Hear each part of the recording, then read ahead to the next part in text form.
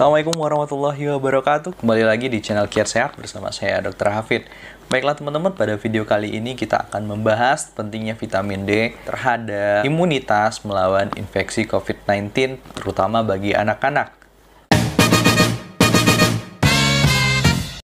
Dukung terus channel Kiat Sehat dengan like, subscribe, dan nyalakan loncengnya.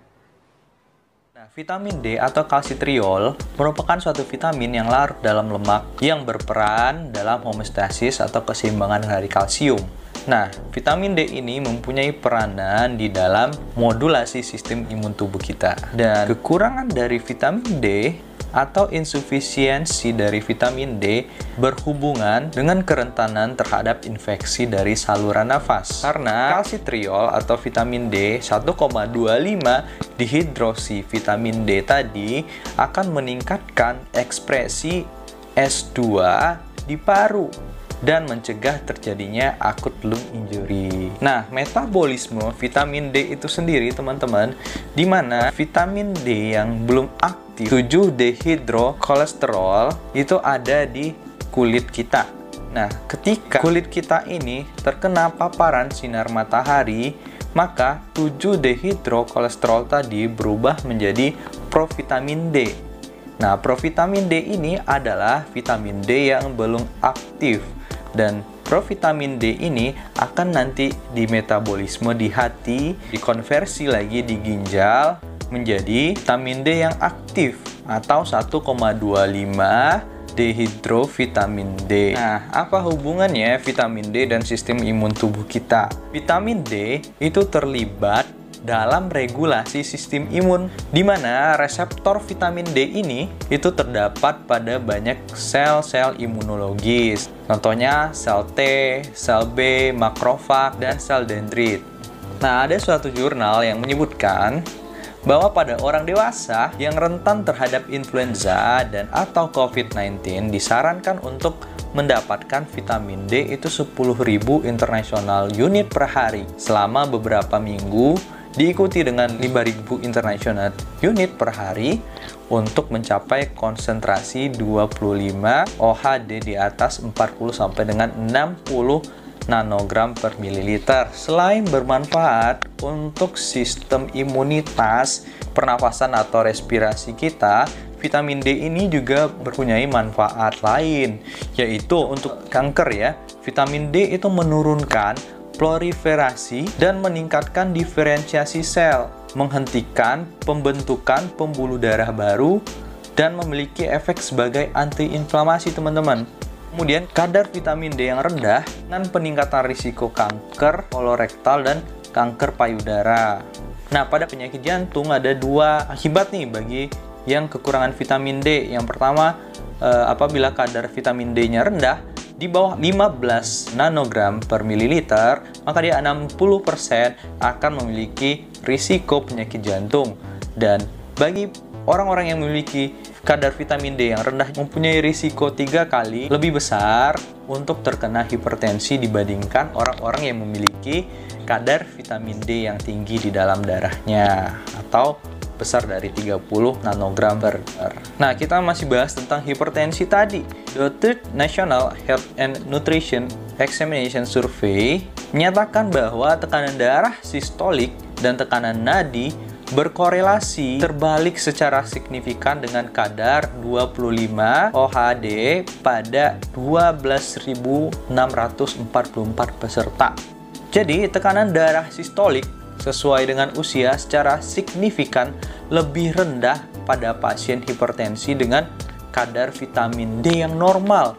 Jadi orang-orang yang memiliki kadar vitamin D yang normal itu sistolnya akan lebih rendah teman-teman daripada orang lain yang memiliki kadar vitamin D-nya yang rendah. Dan dalam penelitian German National Interview dan Examination Survey, prevalensi hipertensi arteri juga dikaitkan dengan penurunan kadar 25 OHD serum pada 4.030 peserta. Nah, jadi tidak perlu diragukan lagi, banyak penelitian yang menyebutkan bahwa vitamin D akan juga berpengaruh terhadap hipertensi, teman-teman. Jadi kebutuhan vitamin D masing-masing kita ini akan berbeda-beda. Mulai dari anak-anak, usia 0 sampai 12 bulan, usia 1 sampai dengan 13 tahun, 14 sampai dengan 18 tahun, 19 sampai dengan 50 tahun, dan itu dibedakan lagi dengan jenis kelaminnya juga. Nah, pada misalnya anak-anak umur kurang dari 1 tahun, rata-rata dia membutuhkan 400 international unit atau 10 mikrogram per harinya. Pada anak usia 1 sampai 13 tahun dia membutuhkan 600 international unit per harinya. Pada orang-orang dewasa umur 19 sampai dengan 50 tahun, nah rata-rata membutuhkan 600 international unit vitamin D per harinya. Perlu diketahui juga untuk ibu menyusui ya, vitamin D dalam ASI itu sama sekali tidak mencukupi kebutuhan bayi, karena kadar vitamin D di dalam ASI itu hanya 25 sampai dengan 78 international unit per liter. Dan vitamin D di ASI ini juga dipengaruhi oleh kadar vitamin D si ibunya. Oleh sebab itu, bagi ibu-ibu yang menyusui di rumah disarankan juga ikut berjemur untuk mengaktifkan vitamin D dalam tubuhnya, karena ini akan mempengaruhi asupan vitamin D untuk si bayinya. Serum 25 OHD bayi secara signifikan itu terkait dengan paparan sinar UV dan serum 25 OHD dari si ibu ya. Jadi untuk anak bayi itu boleh berjemur, namun paparannya cuma sampai dengan misalnya 30 menit saja dalam 1 minggu, bukan dalam waktu 1 hari gitu ya. Nah, begitu juga dengan bayi yang baru lahir, misalnya bayi baru lahir cukup dijemur itu 30 menit dalam seminggu. Kemudian beranjak dari 1 tahun sampai 5 tahun mungkin butuh kadar vitamin D yang lebih tinggi lagi, maka dia cuma berjemur 2 jam selama 1 minggu. Nah, untuk meningkatkan serum 25 OHD ke tingkat di atas 11 nanogram per mililiter dengan paparan skor sinar UV tingkat 2 pada anak baru lahir nih, newborn, butuhkan 30 menit dijemur selama 1 minggu ya. Mungkin dirata-ratakan saja per harinya paling ya cuma 5 menit atau setiap 3 kali dalam 1 minggu dijemur selama 10 menit begitu teman-teman. Ini ada penelitian di Semarang yang menyebutkan pada 109 bayi di usia 7 sampai dengan 12 bulan mendapatkan paparan matahari selama 3 kali dalam seminggu selama masing-masingnya 5 menit pada jam 10 sampai dengan pukul 14, di mana di jemur itu adalah 50% dari body surface area. Jadi yang dijemur itu cukup 50% dari tubuhnya selama 2 bulan. Dan hasilnya bagaimana teman-teman?